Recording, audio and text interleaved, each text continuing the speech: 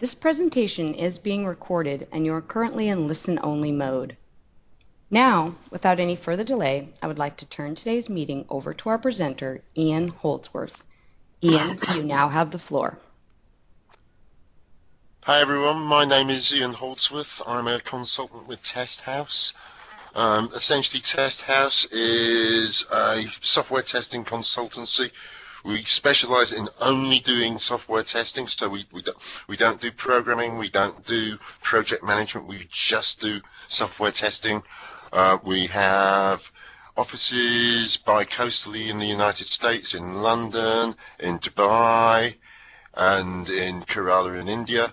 We also have operations centers in London, in Madrid, and again in Kerala in India. I said my name's Ian Holdsworth.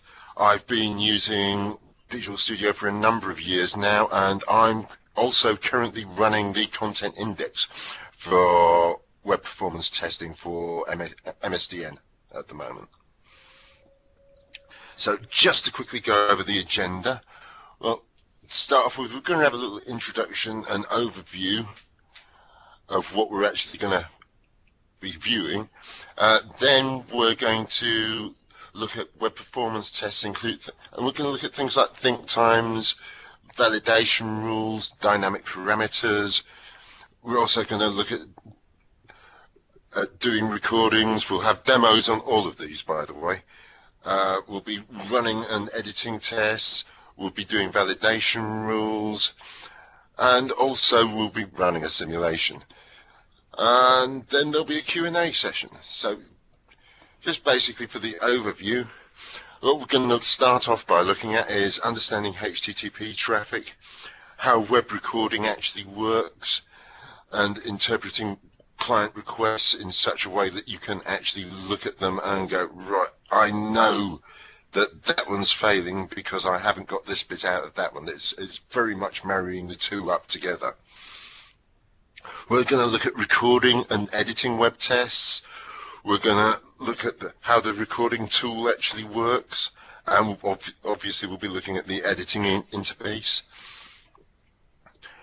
And then we're going to look at think times, dynamic parameters, and extraction and validation rules. So to start off with, recording web tests. One of the important things to understand is how HTTP works. Essentially, HTTP is a text transfer protocol. It's an internet protocol that works essentially with text. So essentially all it is you send this bit of text to this URL, and it might send this bit of text back. Now normally these pieces of text are HTML files and just simple requests. So requests would normally be the URL, form post parameters, query string parameters. If you're dealing with web services, these could also include XML. There will also be certain other headers explaining what the content type is, what kind of compression has been used, and that sort of thing. But essentially, all the web recording is a list of requests. It's just a list of requests, and what the web test recorder will try to do is it will try to identify those parts of the test that are dynamic and try and pull out the sections of one request or the response to one request that you actually need to make up the URL and the query string parameters and the form post parameters of a subsequent request. One of the things to also bear in mind when you're actually running a web performance test is that it's not running in a browser. The only time you would actually a browser will be involved is during recording, when you're actually using an add-in called the web test recorder. In fact, one of the common things that beginners really tend to find difficult is they go in to record a web test and there's no web test recorded there. Normally that's just because the add-in has been disabled. So you just need to re-enable that add-in. The main purpose of web performance tests is normally for generating load. You can do a certain amount of functional testing with them, but it's only to a very low degree, so most people don't bother. So essentially, because there's no browser involved, there is no client-side scripting, no images are rendered as far as the performance test is concerned. When you're actually viewing it, you may see renders of things that were downloaded. This is only because you're looking at the test results viewer, and that will try and actually render the page for you. One thing to bear in mind with that is it does not always resemble the actual web page, because it can only operate at the very base of the HTTP stack, and some things, particularly things like Silverlight, operate at different layers and are therefore not necessarily renderable by HTTP, sorry, by a web browser component. Okay, so the request tree, things that are captured, I've already gone over this slightly, but things that are captured when you actually get your requests, it will capture what the query string parameters are. It will also capture form post parameters and hidden fields. What it will not capture is images. It will download them, but it will not actually render them. It will download CSS, but it won't actually do any rendering associated with it. It will download any JavaScript associated, but it won't actually run any of it. Everything gets downloaded the same as it would normally. As I said, the main purpose is to actually simulate actual load. So you're writing a script to actually pretend to be someone actually browsing the internet and doing something on the internet. And the whole point is to actually try and simulate actual live load on an actual website. Some things are captured at runtime, although not always 100%. Things that are normally captured, redirects, 99.9% of the time it will capture redirects and it will do them. I've only ever encountered one website where it didn't actually redirect every time there was an actual redirect. Also, anything to do with how HTML should be decoded, so what version of HTML is being used, but only then. It's only then used by extraction and validation rules in order to actually try and get the data correct. So, moving smartly along.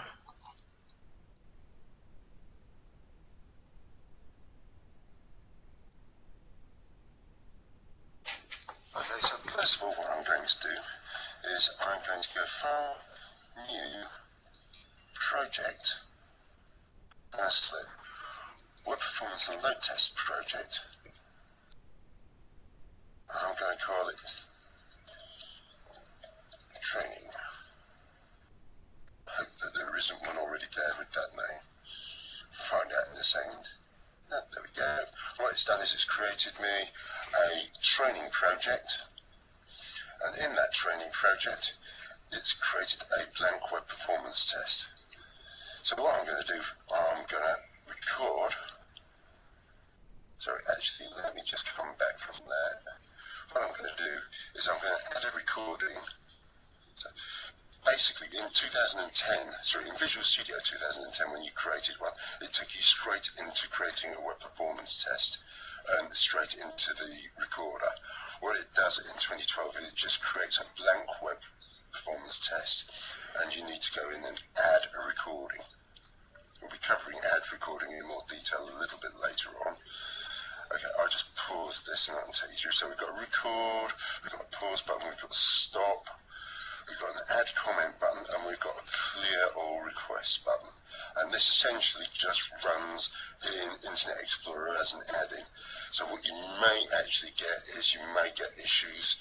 If this doesn't come up, what you're probably running into is that the web test recorder has been disabled as an add-in. So you just need to go in and enable it.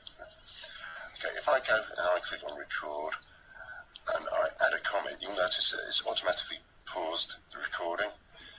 Now I'm just going to go, right, okay, I'm going to load tailspin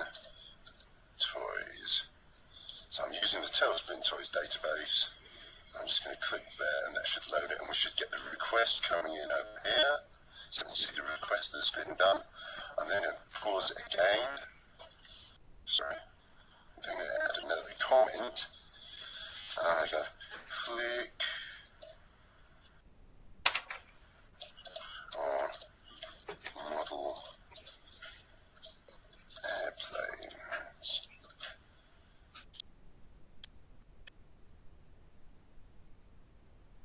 Add another comment.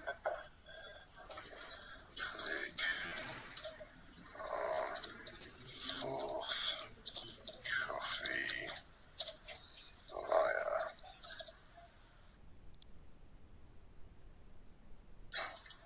Okay, I'll just click on there. Okay, I'm now happy with that. I've got about 3 requests there. That'll do me for now. So I'm going to stop that. I'm going to see it's created our web performance test, and it's now trying to automatically detect dynamic parameters. So what this is doing is this is rerunning the test just to see if it can spot anything that it can promote to a dynamic parameter. I don't think it's found anything, but doesn't look like it. No, it's found nothing. Sometimes that will tell you it didn't find anything, and what it's actually done is it's actually found 2 or 3 hidden fields, for instance.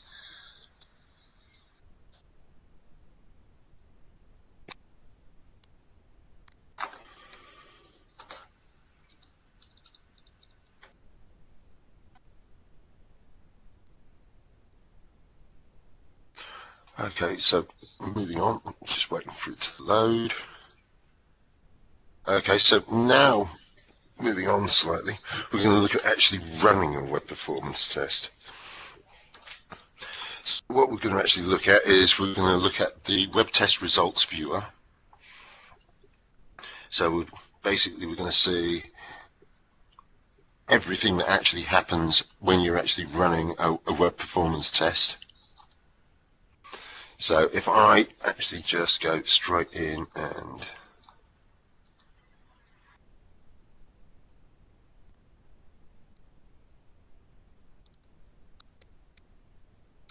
okay, now that we've had a go at recording our web performance test, let's have a go at running it.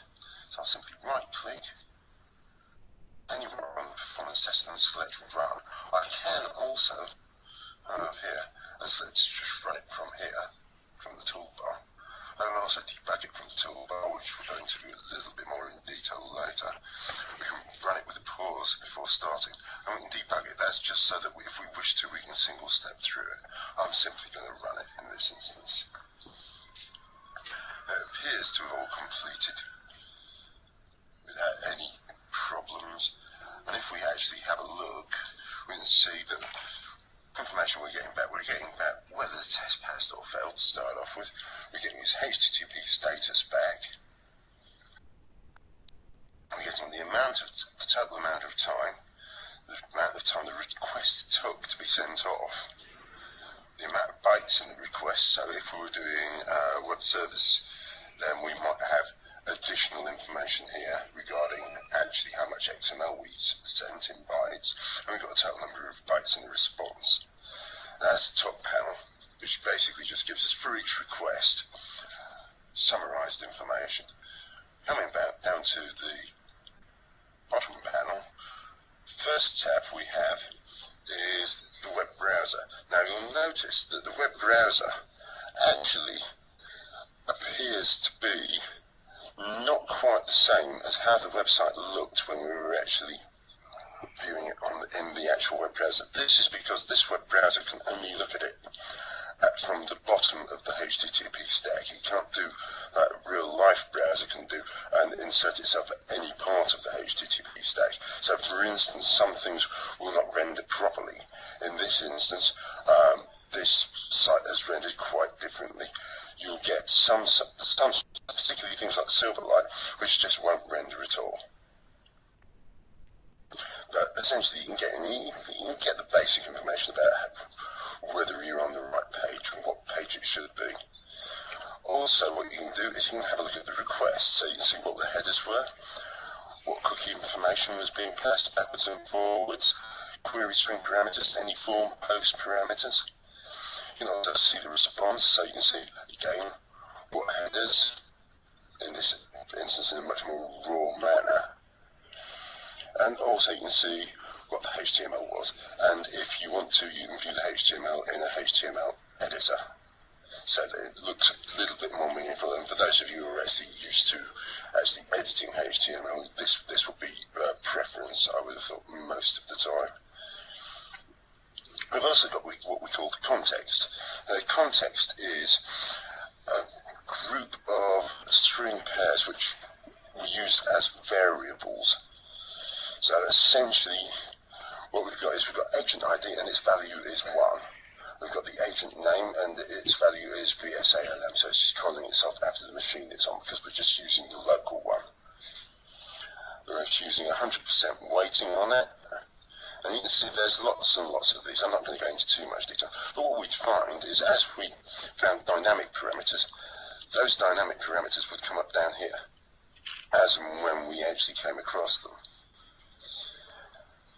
And if we actually have to pull them out ourselves, we will pull them out and store that information in here so that we can use it on a later request. What we also have is what actually happens. So we've got a couple of validation rules that are put on by default. These are what we call web test level validation rules, which basically just apply to every single request in a web performance test. This is the response URL one, and this is the response time goal. I'm not going to go into too great detail on these today. And that's running a web test.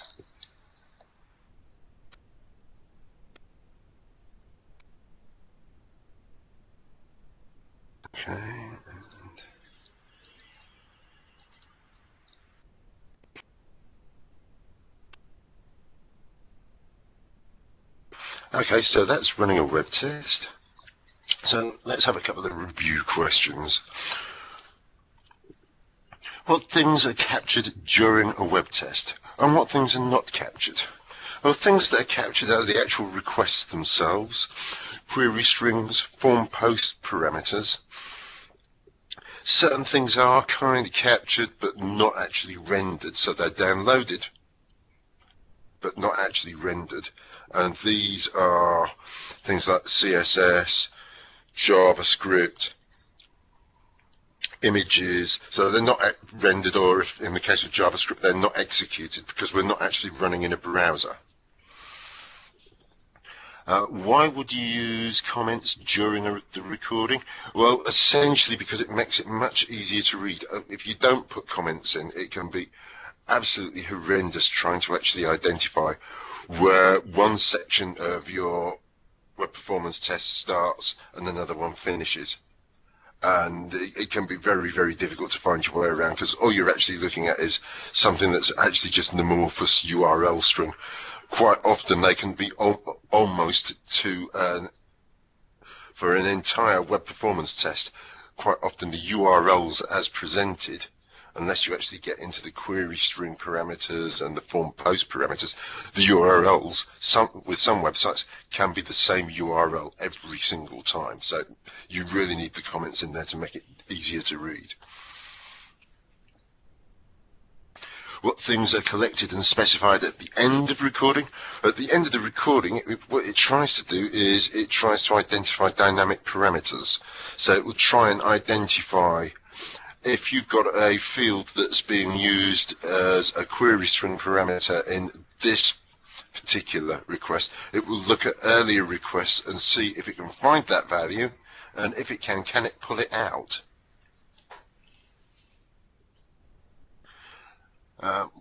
What are the effective options that can be changed after playing the web test? Well, you can change the number of iterations, you can change what actual web browser you're actually testing with, you can turn think times on and off. Okay, so moving on. So editing the web performance test. In the web performance test editor, You have a number of options. You've got the run option. And if I just underline them as I'm going along, you've got the run option. You've got the add web recording option. So what this will do is, if you click on that, that will add an additional section of web recording. So it'll bring up the web test recorder and let you add onto the end. There is also an option if you actually right click on a request and go insert web recording, it will actually insert it at the position you are at when you actually right click. You can add a data source, so you can data drive it. So I mean, normally data sources that you would normally use would be things like, you would have user IDs, you might have other data that you actually want to use during the web test recording. You can add in a web request plugin. Now what that does is that will allow you to actually add a custom plugin, or one that you've downloaded from somewhere like Codeplex, for instance, to your web performance test. So that a web test plugin would be at the web test level, so it would effectively be affecting every single request in the web performance test. So a web request plugin, sorry, I'm getting them the wrong way around, that would be an individual request. And then up here we've got the web test plugin, which would be at the effective level of affecting every single request in the test. Moving on, we've also got to generate code. So what you can do is, if you have a very, very complicated web performance test, what you can do is you can take it and you can generate it to code. Now, what I generally prefer to do is I generally prefer to actually make a sub-web test, so you can actually modularize and go, right, I've got this little web test that's going to be called by these 3 different web performance tests. So it might be something that just goes and logs in, for instance. So you can actually modularize, and what I use that to do quite often is, instead of I need to use this in this web performance test, this web performance test, and this web performance test, actually I need to be able to code around this particular request.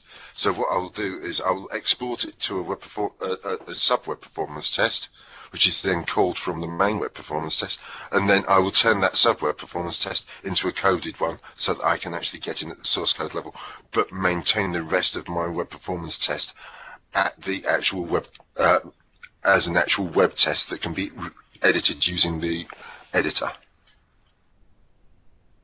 What we can also do is parameterize web servers. What this enables you to do is it will essentially turn each of the URLs, the base URLs of each request, into various references to context variables. So you might have 18 requests, of which you might only have one context variable. It just means that when you actually want to switch between your UAT environment and your production environment, you don't have to go through and change every single request. You can just change the context parameter. And also, when you're doing a load test, you can override specific context parameters with ones from the actual load test, which gives you the power of actually specifying within your load test which environment, for instance, you actually want to test against. Okay, as we said, at the end of recording, what it tries to do is it tries to promote dynamic parameters. Well, we can trigger that one by hand as well. So what you might want to do that after you've spent a while doing context parameters by hand, because sometimes that can actually help it along, and it will suddenly go, yes, because you've done this one, you've done this one, you've done this one, I can now identify this one, that one, and that one. So it's never 100%, but it does get some of them for you. And also you can set the request details. Basically, this is a way of editing the requests in a spreadsheet, in a tabular format, rather than going down in a tree format and then having to bring up the properties for each individual one, scroll down and find the property you want. the most common properties that people tend to update are presented in an actual tree format. In an actual table format.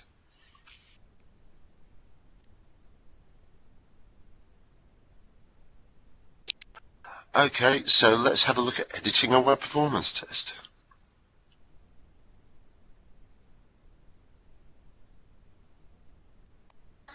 Next I'm going to look at editing a web test. Essentially, we've got a number of buttons on our toolbar. I've already taken you through the run one. We've also got add a recording, which will add a recording at the end of our existing recording. We can also go in and we can insert a recording, which will insert it at the position that we've actually selected. So we can insert something in the middle if we so wish. We can also do things like adding transactions, loops, adding a call to a web test, so we can actually have a web test that's part of another web test if we like, which enables us to do modularization and things. But moving on, we can also add a data source. Now, the data source can be any kind of database that the actual system can cope with.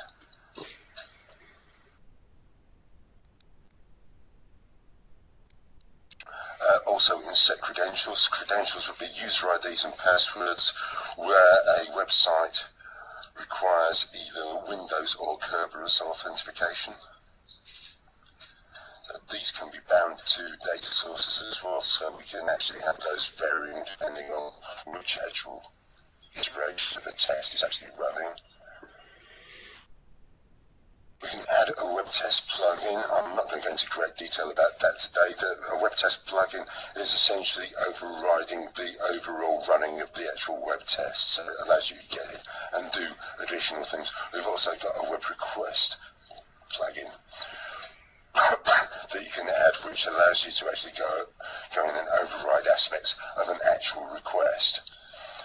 More simply, for most people, is the generate code. Now what the generate code does is it enables us to create a coded web test. As we can see, it just basically renders our existing web test into source code while we actually generate our requests. So that's our first request, specifies what the think time is. We'll go into think times a little bit later, and then executes the request. It does the same for the next request. And also in this instance is adding in a query string parameter. And again the same for the third one. And then essentially it runs both of them here and here.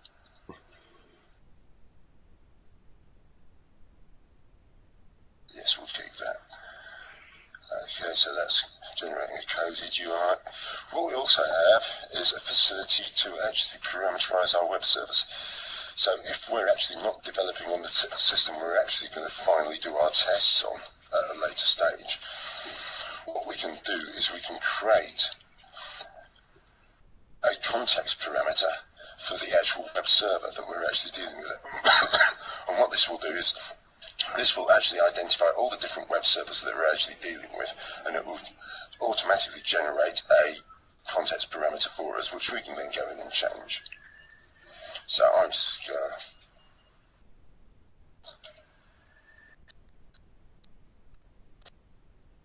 going down, I'm going to create a context parameter, I'm going to go OK, and you'll notice down here we've now got a new option, which is context parameters, and we've got TS is equal to that, and anywhere where http www.tailspintoys.com was in any of the requests previously is now been replaced by the TS context parameter surrounded by double curly brackets.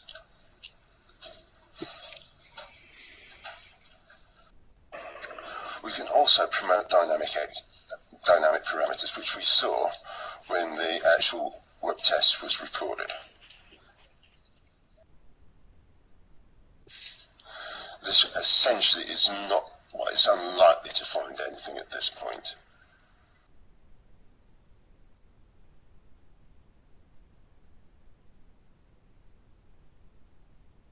And we can set request details. This just basically gives us, in a table form, some of the more commonly amended sections.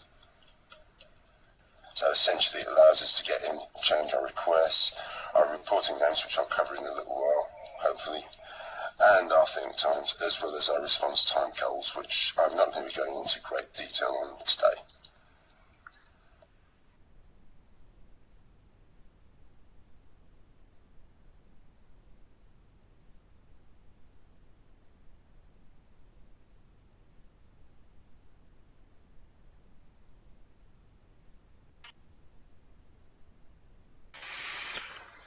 Okay, whilst we wait for the slides to come back up.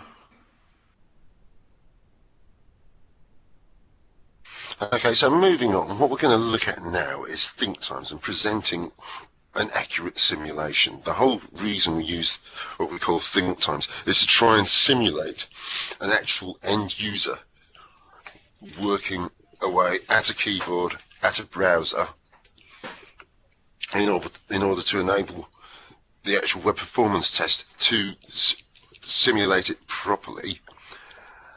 For that, what we have is think times, which essentially is just not everyone browses at the same rate. Some people will be very, very quick. Some people will be very slow. Some people might pause a bit over this particular page. Some people might really go, I'm in a hurry, I'm just going to click on here.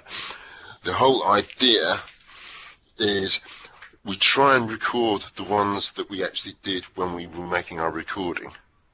And these we can go in and edit at a later stage, so we can make them more reasonable. And when you're actually running your web test, your load test, in the end, so you're simulating 250 people all hitting the site at the same time, when you're actually doing that, you actually, one of the options that, actually the default option for when it comes to think times, is how you actually represent them. It will normally take what the default value, the default would be, is it would take the think times that you actually have, and then plus or minus 20%. So it will add a random 20% or subtract a random 20%.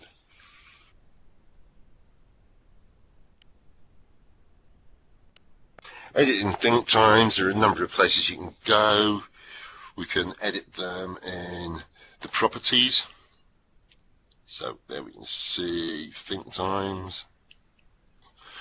We can also edit them in the test, in the table of actual test results, which will enable us to edit that. It will enable us to basically edit a number of different properties. One thing to remember is think times are always in seconds. So an accurate simulation.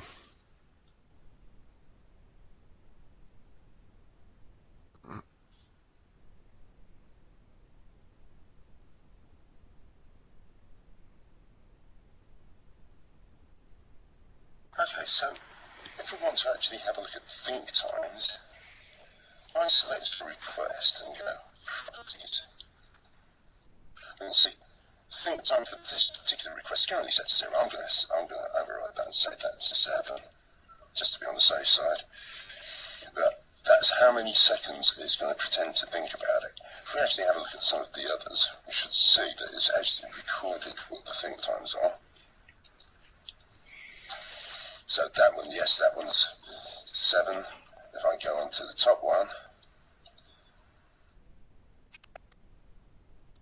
and that's got a think time of 10. Okay, so if we actually now run the test,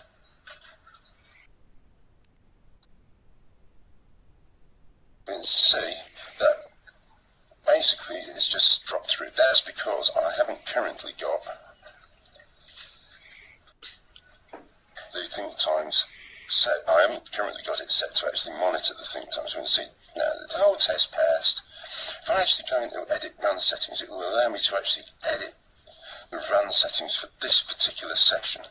So whilst this particular session of the web performance test run is running, anything I change in here will stay valid. So if I say I want 2 iterations, and I want to change it to Firefox 3 and simulate think times, you can click OK. If I then just go over here and go run again, we can see now it's come over here, and what it's doing, because it's simulating think times, it's actually counting down. Now what we can do when we actually have a load test is we'll have a facility on load testing that will actually take that, count it down, but it will add or subtract 20% to the countdown. So basically it will add a variance of 20%, either add or subtract it to the countdown, and enable us to actually run it again. So, and to basically to simulate how an end user might actually go about it. And we'll see now, because I specified there were 2 iterations, it's going through the second iteration. Now if we were data driving it, we might actually have the second row at this point.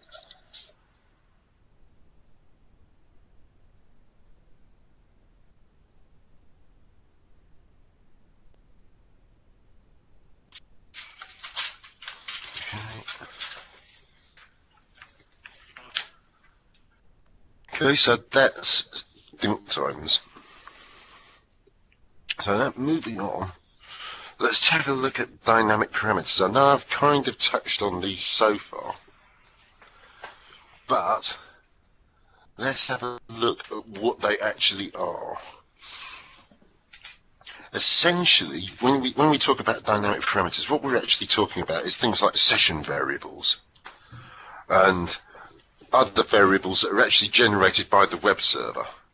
So they might actually be done, it's a case of, because there's some code actually running on the server when it actually generates the page for your ASP.NET page or for your Java page, where because the code's actually running on the server, there are certain values that may well be dynamic that it uses to actually identify who you are. For instance, that would be the primary function of the basic session variable, but it might also be to identify what the current record you're actually looking at is. So when you're actually on this particular form, it would be there would be a session variable that actually says, well, this is this customer. And what you need to do is you need to actually be pulling these out and making sure you're using them in the correct places. So sometimes it will be just this form post parameter equals this context parameter, this context variable. Sometimes what it may well be is this form post parameter equals this constant with this actual context parameter embedded inside it. And how we do that is we use what we call a double curly bracket. So we have double curly bracket, context parameter name, close double curly bracket. And you can use this actual syntax almost anywhere within a web performance test. It basically just means when it encounters anything enclosed in double curly brackets, it will look in the context, it will try and find a context variable that actually equals the contents of those double curly brackets, and it will replace that whole section with what the value of that actual field is.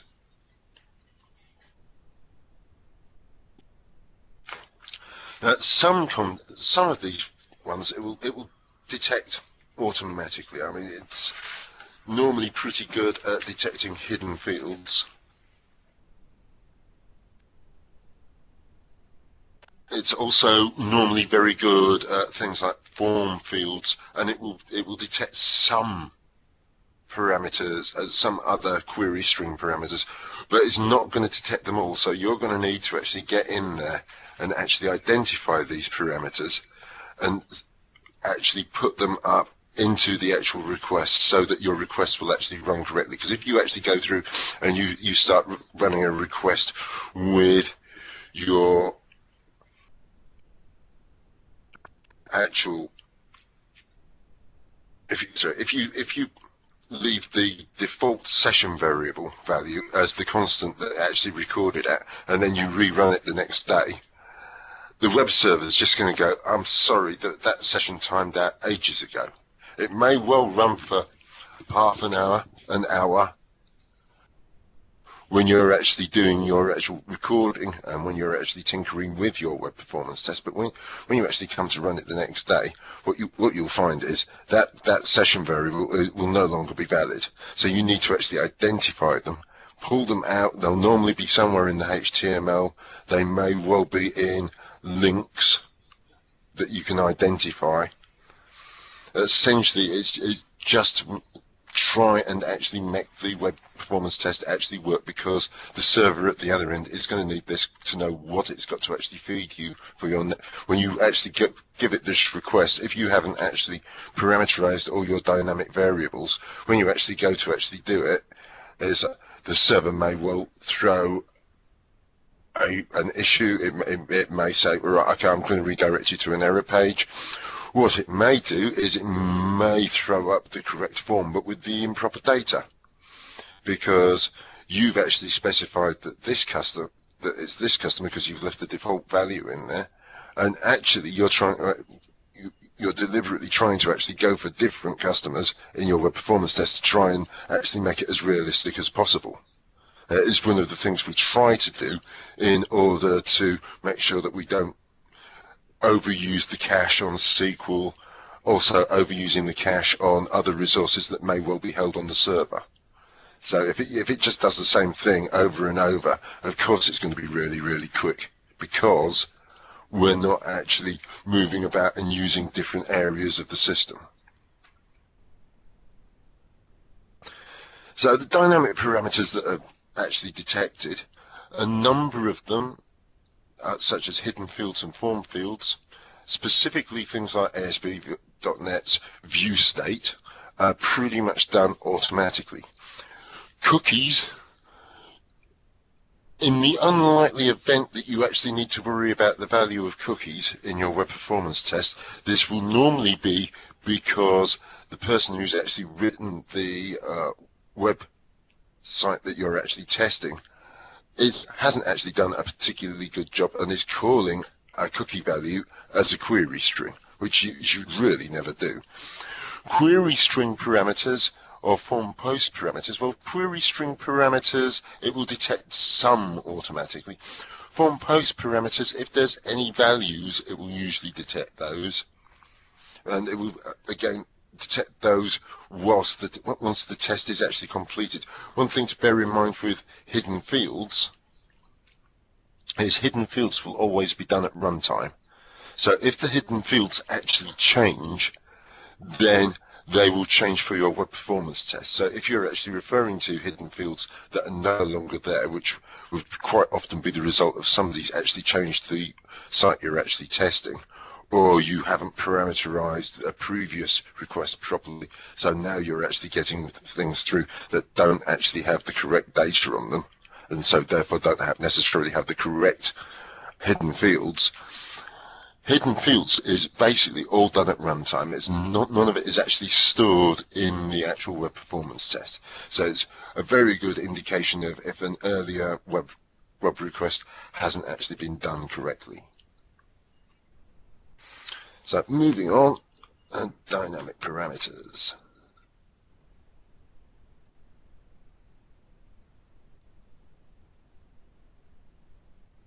Okay, so what I'm going to do is I'm going to try and detect some dynamic parameters. Now I've got my first 3 steps that I've recorded.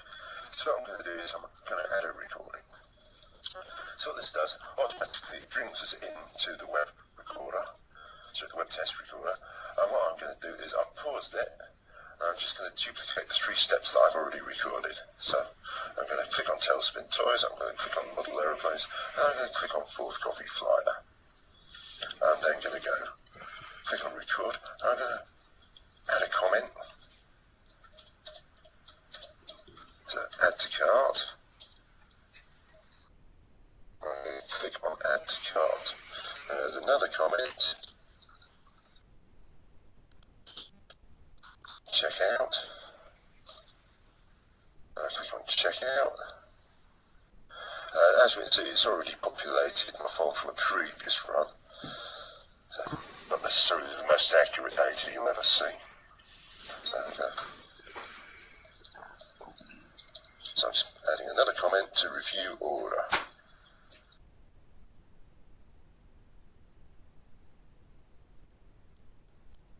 Okay, and that's going to do me, I reckon. So I'm going to click that, and go, okay. And what we should find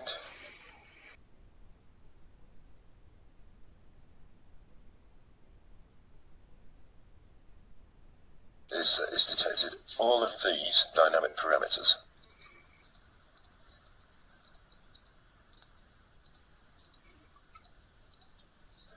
So what we can do is we can just grab them. Essentially all it's doing is it's going, well, on that checkout page there's a load of fields, so I'm going to extract the form fields for all those, because when we actually do that request, they're going to be the parameters here.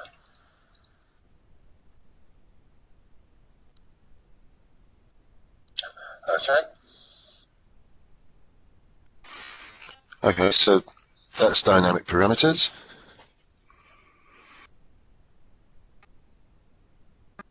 Now moving on, what we should be discussing next should be extraction rules. Now I've already gone into extraction rules a little bit. And extraction rule. Oh, hang on, sorry, there's some review questions I'd forgotten about. When could you edit think times? You can edit think times any time after you've actually finished your recording. What is the principal purpose of setting credentials for a web test?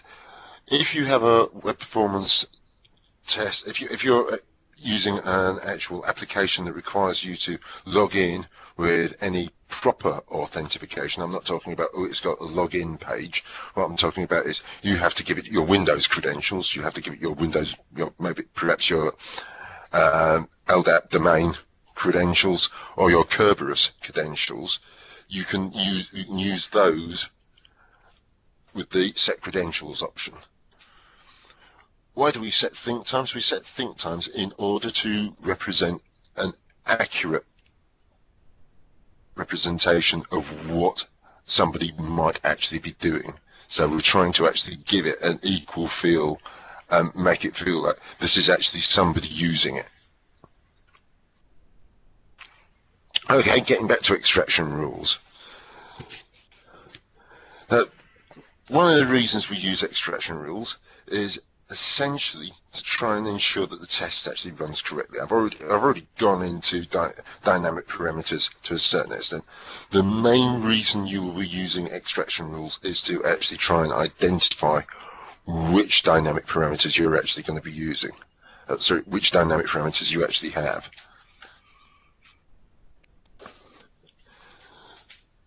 Essentially, what you do with extraction rules, you can use them for verification purposes, so you can say that your extraction rule is required, which will fail the test if it can't actually find the value.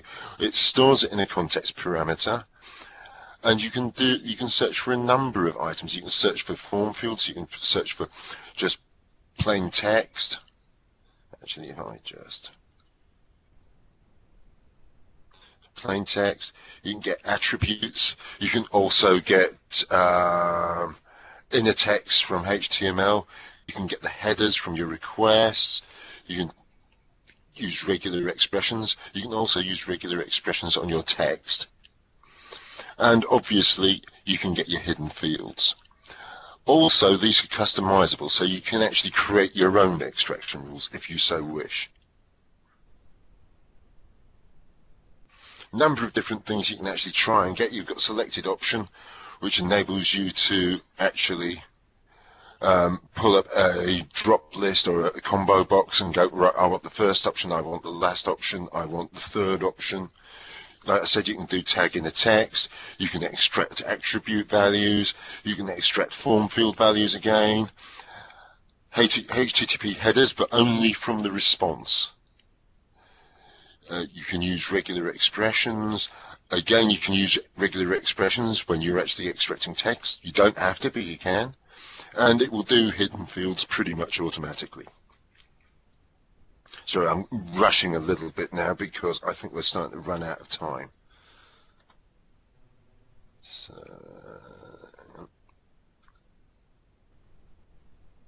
okay, so now we're going to do a demo on extraction rules.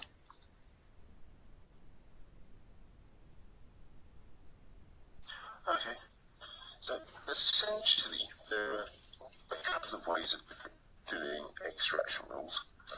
What you can do is you can go into your request and you can go add an extraction rule.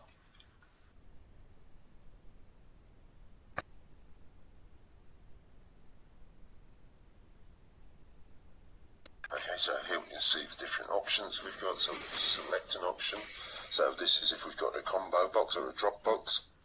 We can say give us the third one, give us the very last one, give us the first one. We can also pull information out of HTML so we can get the tag in the text. So that what that will do is that will track down the inner text of an HTML tag. We can extract an attribute value.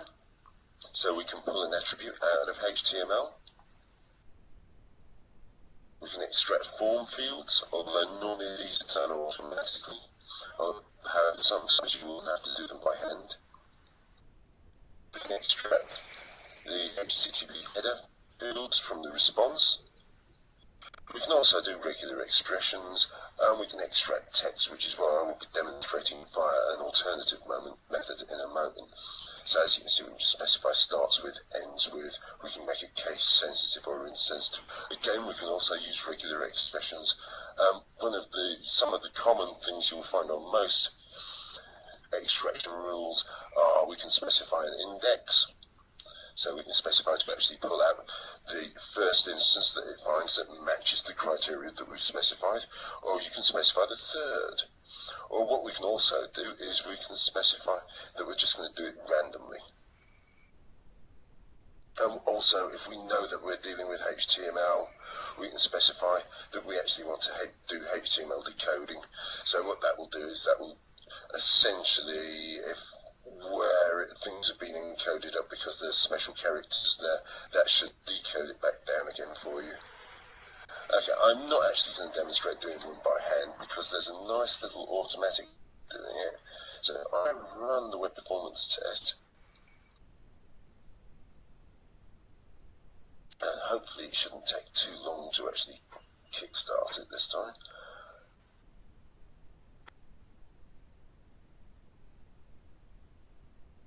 Okay, it's taking a little while, but yeah, there we go. So what we're actually doing is I'm just running the web performance test because I want to actually see my results for you. And if I cycle up here and pick on this request, what I can do is I can pull up the actual response that's actually come back and say there's an actual piece of text that I actually want to verify. So I actually want to verify that this piece of text actually occurs in my web performance test. So I'm going to pull out that piece of text. So all I'm going to do is I'm going to add an extraction rule. If it finds any parameter values in the test that actually refer to that value, it will replace them with this param0, which is what it will automatically do. It will go param. If you've already got a param0, it will go param1. We can rename that though. So here we've got our param0. If I actually look at the properties of that, we'll see what it's done. Essentially, what it's done is it's just given us an extract text extraction rule, and all it said is it's taken the 5 characters from after the bit of text that we wanted, and 5 characters at the start, so from the beginning, or just before the actual text that we wanted, and it's saying, look for these. So it will fill, if we run it again, if I just quickly close that one, and then go run test,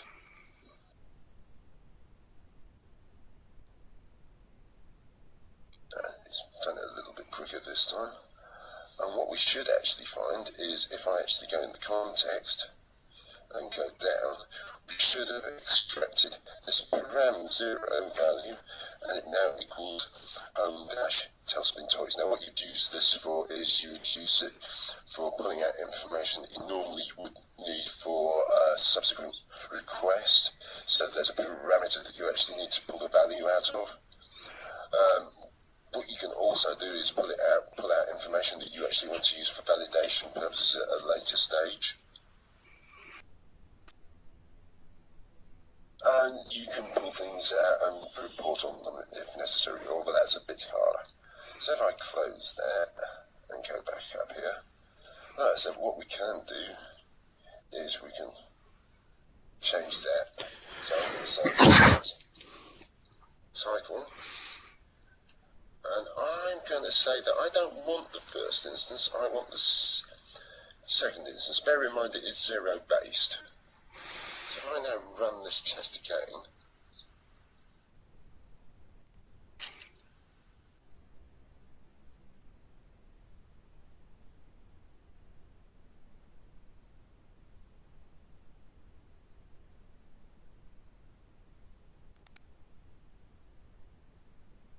okay, and if I go into context and just slip down to the bottom, we've got this title, and you can see it's found an additional copy. Actually what it's found there is it's got confused with some HTML, but that's okay because it still demonstrates what we were trying to achieve. Okay. And that's extraction rules.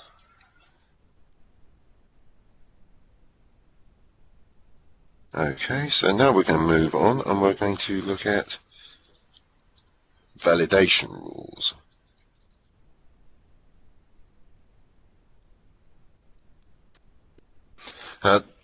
Essentially, validation rules are very, very similar to extraction rules, with the exception of instead of actually taking the value and parking it,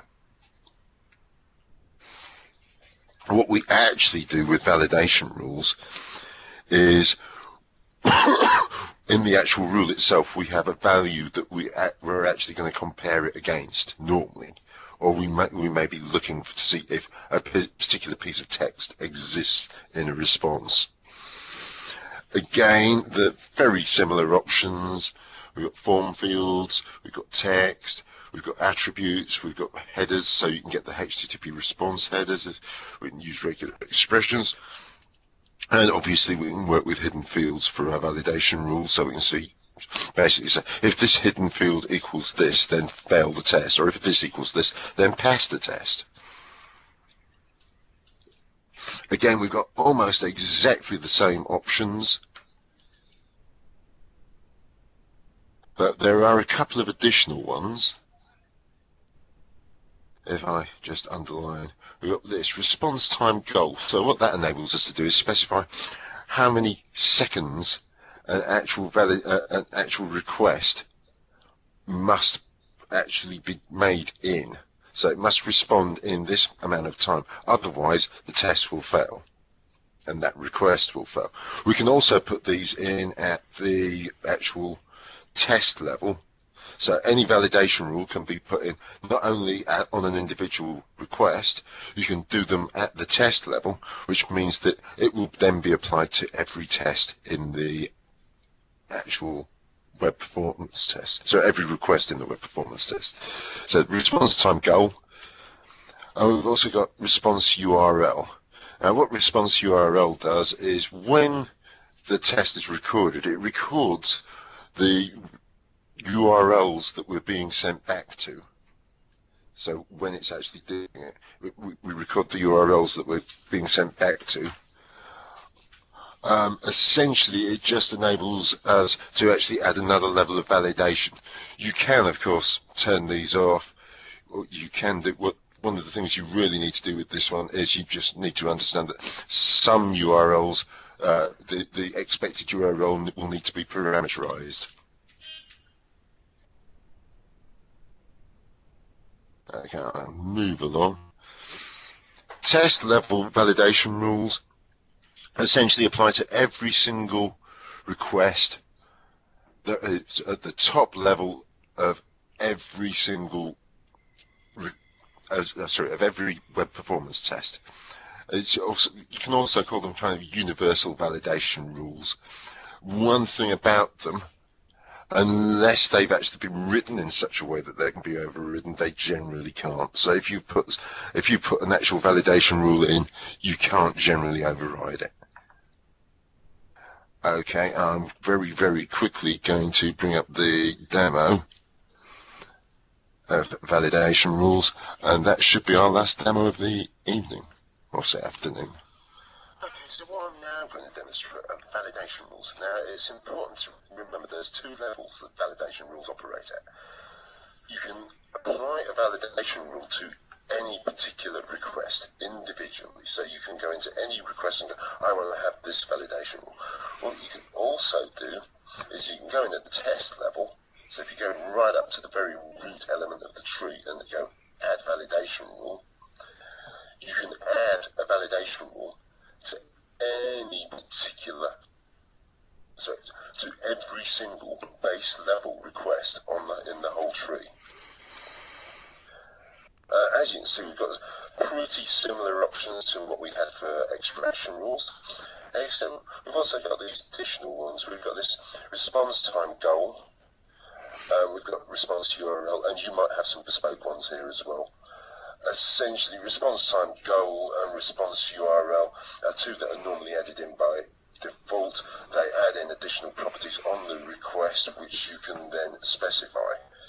So response to URL basically just verifies that the URL that's being sent back from the web server is the one that we expect it to be. What trips people up with this one and has them scratching their heads an awful lot is the fact that sometimes you actually have to parameterize the response URL, because the response URL will reflect things that are parameterized in the request URL. So when that happens, you actually need to parameterize the expected response URL as well. Response time goal just gives you a facility to say, well, actually I want to fail the test if this particular request, or any request, as we're currently looking at it from the web test level. So if any base level request essentially takes longer than so many seconds to run, so you put in how many seconds, and then if anything takes longer than that, it will fail the test. I'm not actually going to do a test level one. I'm going to do a request level one.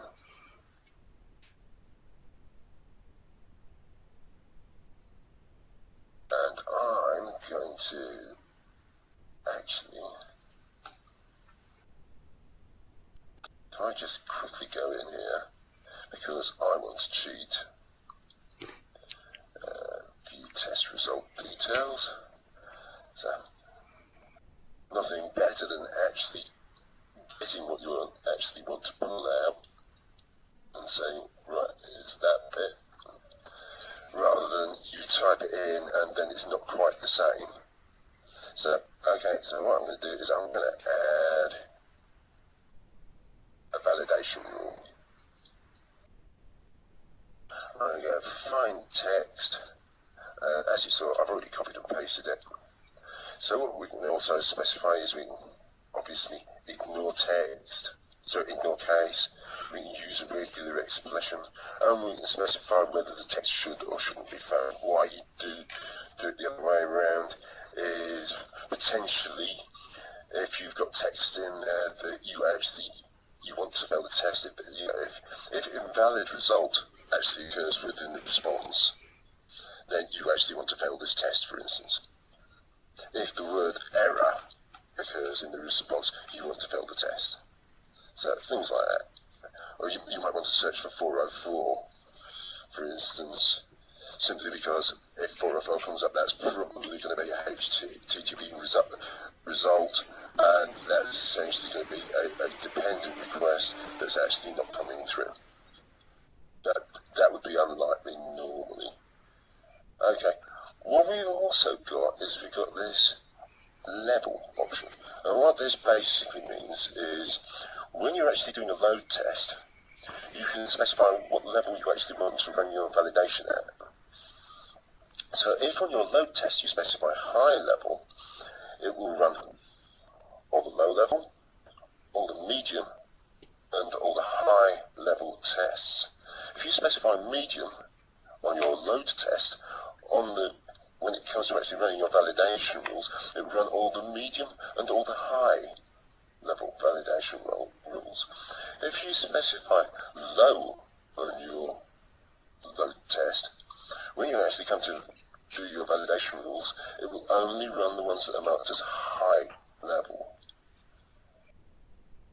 It's just a way of filtering out different levels of validation that you actually want to do. So, for instance, for a smoke test, quite probably, you would only actually want to run your high level requests, so in your load tests, you'd specify low. It gets a little bit confusing, but it does make sense when you actually use it properly. Okay, so I'm going to save that, and I'm going to run my test.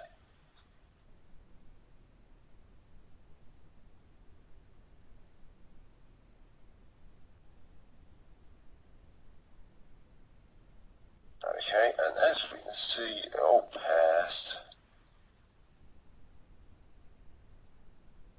But what I can also do is, if I go back in and I edit that, if you remember I said there was an option where we could actually specify, well actually we want to pass if found. We don't want to pass it if it's found. We want to exclude that.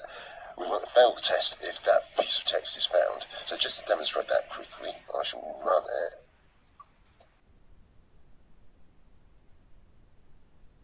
And as you can see, it actually failed the test. And looking in, if we go into the details, we can see there's actually nothing like this. The prohibited text, Telsman toys, appeared in the HTML response. So that, oh, hang on, can I just quickly go in there and actually turn that off, because that will fail next time I run it otherwise. So that is validation rules. Okay, so what we should hopefully have coming up any second is we're nearly at the end now.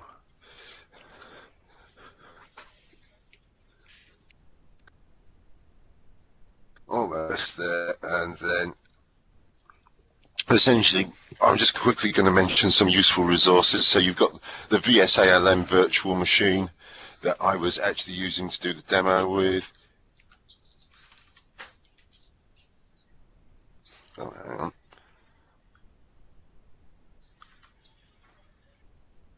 We appear to have actually slowed our content down a little bit.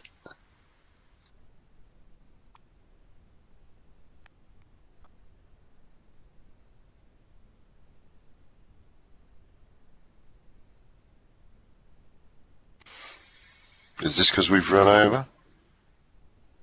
No, Ian, I've got your slide on the screen. Yes. Okay, it's just Melanie hasn't. Okay, what we've also got is the content index for web and load testing blog. This is the one that I actually update on MSDN. We've got terraining solutions. We've also got DTDPS, which is Developer Tools Deployment Planning Services, which we also do quite a bit of work on. And then moving on. Any questions? I realise we haven't got much time left.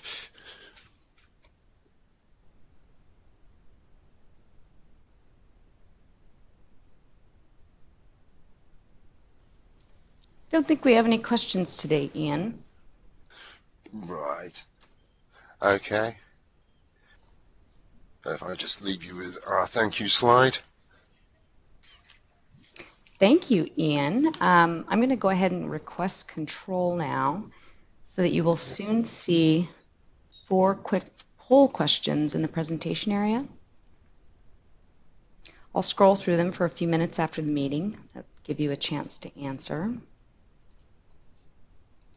Your feedback is valuable to us, so please take a moment to answer these poll questions prior to logging out. As a reminder, you can request a copy of the slides directly from our presenter today in the IM window, or make a request to him via his email address at Testhouse. And I'd like to thank Microsoft partner Testhouse and speaker Ian Holdsworth for their presentation today. Testhouse presents Web Performance Testing in Brief using Visual Studio 2012. And with that, ladies and gentlemen, this concludes today's online meeting. Thank you for joining us, and once you finish the poll, you may now disconnect. Thanks.